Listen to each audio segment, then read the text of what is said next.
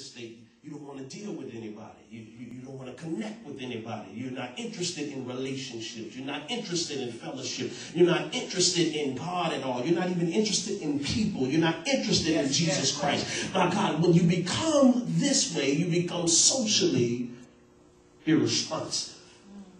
You're not socially responding to anyone, and because of your hardships, and now everything is beginning to build up in you because you feel that all communication with people, with God, is useless. Amen. I'm introverted now. I don't want to deal with anybody. I don't want to hang out with anybody. It's difficult when you are a person that's too painful to love. Y'all miss that. Y'all miss that. If you live a little longer, you'll understand what I'm talking about. It's difficult to be a person that's too painful to love. For somebody to love you, because anybody who try to connect with you, you reject them. I seen this before. I was in church once and I saw a sister run up to a sister and was finna hug the sister, and the sister said, "Wait! I don't like to be hugged." And the sister was like, "What's wrong, sis? There's some things going on with me and I don't want to be hugged." What has happened to that sister is she has allowed that agony and the anxiety, oh my God, to build up within her, and now it's too painful for her to receive any type of affection from anybody. She'll rather deal with her hurts by herself. She'll rather deal with her pain by herself. She'll rather deal with her frustration by herself. Oh my God, because for some reason or another, she feels that it's useless to love again. It's useless to connect with anybody again. I've been so messed up in relationships. I've been so messed up, my God, in situations. Every time I reach out to somebody, they don't reach back to me. They take what I can give them, and they never put anything back in my life. Yes, God. So now I'm wondering, how long will I have to deal with this anxiety? How long will I have to deal with this grief within me? Then, the last question he asks, how long will my enemy dominate me? Oh my God, whether we believe it or not, this really is the most important question. Because now that I feel abandoned, now that I can't sense God's presence, and now that I'm not socially responsive, I feel like I'm losing the battle for my life. Yes, God. Because the reality of it is that everything that makes my life worth living is wrapped up in my relationship with the Lord and my relationship with the people that he put in my life. Yes, God. So now that I can't sense him, now that I can't connect with anybody, I'm wondering, how long will the enemy dominate me? How long will I continue to lose in life? How long will I continue not to be able to fight a battle to win? How long do I have to go through this defeated mindset? Something's wrong with me. I'm not winning. Amen. This question represents the point where a person is ready to give up because they can't sense God anywhere, and they feel like they don't have anybody to talk to. I want you to understand something. This just isn't any old regular person that we're talking about here who's writing this. This is David. Y'all know I talk about David all the time, but David was a king, which means that David had plenty of material things. David had plenty of people around him, plenty of people serving him. He lived in a palace. He had all the finer things in life.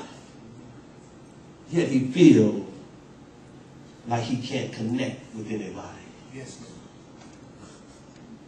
How many times do we see people who have everything and we say, I wish I had what they had?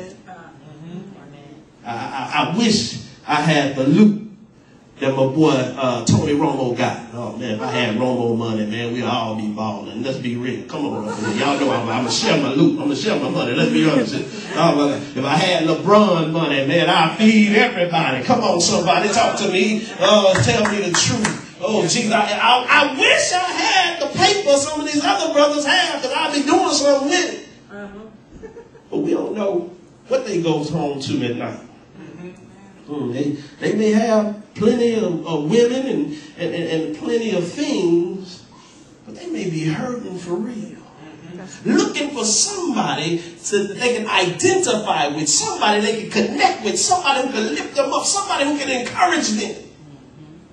He says, how long will my enemy dominate me? Is this my demise? Is this my demise? So now, this brother is ready to die. Because when we go to verse 3, it says, consider me and answer, Lord, my God. Restore brightness to my eyes, otherwise I will sleep in death. What is he saying? What is he saying? He's saying, God, if you don't show me something, he says, restore some brightness into my eyes, because I'm in a dark place right now. If you don't show me something, God, I'm going to die. Oh, Jesus, y'all don't feel me. Y'all don't feel me. If you don't show me some goodness somewhere, I'm going to lose control. I'm going to die if you don't show me something. Right. Thank you, Lord. This brother's pretty much toast at this point. Thank you, Lord. Toast, y'all.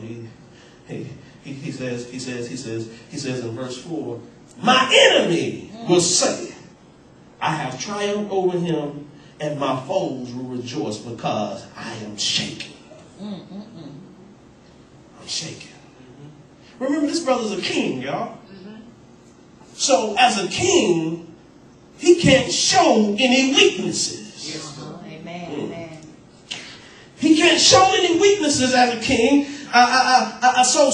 So any sign of weakness in his leadership, his whole kingdom, his whole nation will be infiltrated by an enemy because he is distracted.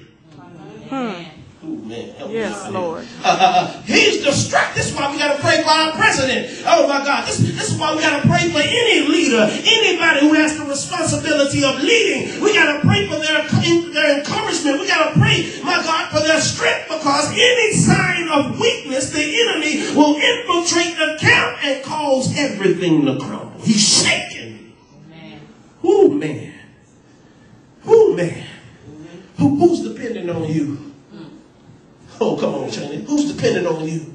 Who's depending on you? Who's depending on you? Who's depending on you to the point where you got to be cool hand loop? Because if you don't, the enemy gonna come in and wipe you out. And not only is he gonna wipe you out, he's going to wipe out everything that's under your leadership, everything that's under your headship, your children, come on, oh my God, your finances, whatever, you don't have kids, your future, come on, somebody talk to me. My God, if you are shaking, he says, listen, the enemy is going to triumph over me and my foes will rejoice because I'm shaking right now. Amen. Thank you, Lord. I'm shaking. I'm hurt. I'm in a bad position. I'm in a bad predicament. I'm struggling right now. There's too many people depending on me to be strong. There's too many people depending on me to stand. There's too many people depending on me to lead them. There's too many people depending on me to be able to make good decisions where their lives are concerned. And now, thank you, Lord. I'm shaking. I'm shaking. And the hard part about it is he really can't share much with anybody because he is king. All right, that's true. That's true. So he can't go and talk to one of his armor bearers or one of the guys who's serving under him and say, hey, man, I got a problem in this area. Amen. That's true. Because sometimes you don't know who's going to sell you out. That's true. Amen. Amen. You don't know who's going to go back to the enemy and report your weakness. You don't know, my God, who you, if you tell, if you're in a relationship with someone and you tell your friend